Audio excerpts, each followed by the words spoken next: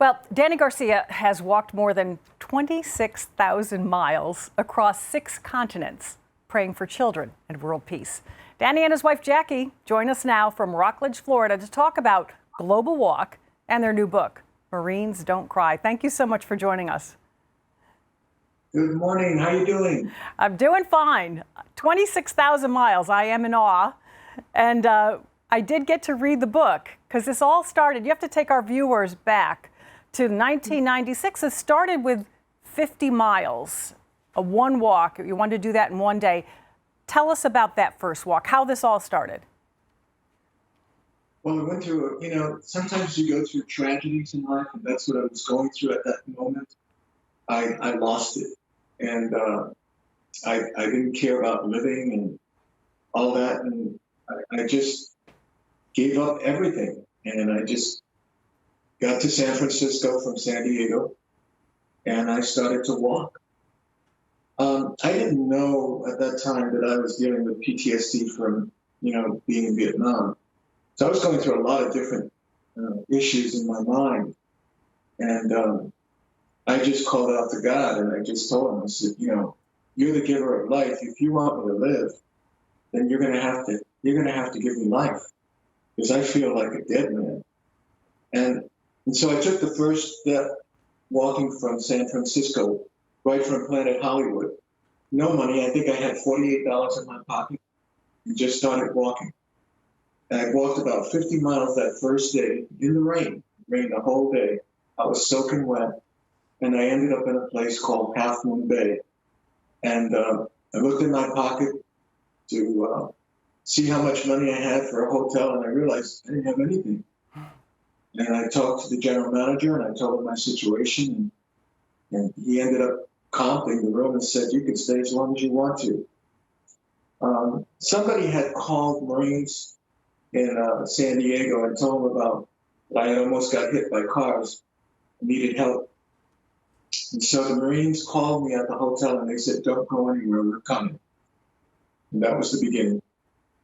That was really the beginning of the walk across the United States and around the world. And from that point on, the Marines came, and they had 3 Humvees, and they ended up following me from one state, one city to another every day. Yeah, you're a retired sergeant in the Marines, and boy, all these years, the Marines keep showing up and helping as escorts and walking with you and keeping you safe on the road. And also, Jackie, you're a retired Lieutenant Colonel with the Air Force. You had a career in the Air Force, but now you are also full-time helping out with Global Walk, correct? Yes, ma'am, I sure am. Danny promoted me to the CEO, so I've accepted that position as the CEO of our nonprofit Global Walk. I love, Danny, early on you say, you didn't even know why you were walking, but you're going to walk until God tells you to stop. And obviously you haven't gotten that message yet. No, it's been 25 years, and I love walking. It's really been the love of Christ, and I believe people along the ways that really have inspired me and encouraged me to keep walking and don't quit. When I've seen the tragedies of what children go through, not just here in the States, but around the world, I've had a baby die in my arms. I can't stop walking. I have to keep walking for them. And that's how this started too, right? To show children, give them this message of just never give up, right? Yes, that's true. And also to let them know that we love them, but not just love, but an unconditional love, that regardless of whether they don't look presentable, or they speak a different language or whatever, still love them. And I've seen that love has touched kids all over the world, regardless of the fact that I may not speak their language. We've seen it in Africa, we've seen it in Chile, we've seen it everywhere. And it doesn't stop. And that continues to obviously encourage us to keep going and don't quit. That's the great commission that God has given me and the calling that I have in me. And you talk about walking, obviously, walking that many miles, especially in one day, can be so painful. But with the love that you see on the sides of the streets, or the love you see with people welcoming you into their homes, you found that that's what's healing. Love is healing. That's right. That's so true what you just said. Love heals. It's that simple, but it sometimes we make things more complicated than they are. And it has to come from His love. And it comes to us, and then we give it out freely. There's no price for what we do. We don't charge. We don't make a commission or percentage of anything we do. We just give, and then God gives to us, and then we give back out. The book starts with your childhood and goes right through to present time. You and Jackie wrote this book together. How long has this taken you? Well, it took us 5 years to write the first draft. And then I rewrote the book 3 different times because I wanted the reader to hear Danny's voice in the book. So as your listeners are listening to this interview, when we read the book, rewrote the book, I wanted them to feel that Danny was speaking to them. And he's lived it, for so many years. And God gave me the privilege to be able to take that and to write the words of his life. And you really did succeed in doing that, Jackie. I don't know if throughout all these years and all the things you have experienced, Danny, is there one time that really sticks out that was your most difficult day on the road? Yes, I mean, reporters ask me that all the time. That's pretty easy.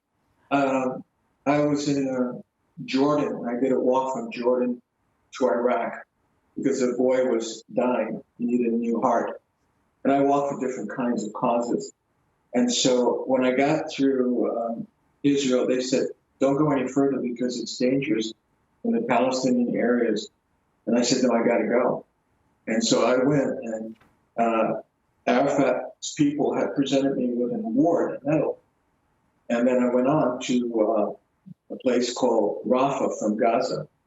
And that's where I was abducted by 2,000 Palestinians at gunpoint and held as a hostage there for a while. And it was a simple prayer: Jesus, I need you. I need your help. And he helped me, and they released me. They found the medal in my pack, and they checked me out, and they realized that I was working not only for children in the States and abroad, but also in the Middle East as well. I know you have helped so many, obviously so many children, and you walk for many special causes. And tonight, especially veterans groups, which are very important to you. I know you wanted to talk about something that's going on tonight that many people may not know about. Mm-hmm. Yes, there's a gentleman by the name of Tom Day, who's the CEO and founder of Buglers across America. And we connected, and we've had different functions that we attend, and we say thank you to veterans, and we present them with a flag, an American flag, and we continue on. So when I met Tom, I said, Tom, we'd like to incorporate your program that you have of playing taps with buglers, and they're all volunteers. And so what's going to happen is tonight at 7 o'clock, 5,000 buglers are going to play taps for all of our veterans and all of our first responders and all of their families all over the world. Okay. Well, thank you, and hopefully someone will be able to hear that in our areas or our neighborhoods. Your story, you've been through and are still going through a lot. Your life is fascinating. The book is Marines Don't Cry. The ebook is out now. The book comes out on December 21st. Danny and Jackie, thanks so much for joining us. Thank you very much. Thank you very much. God bless you.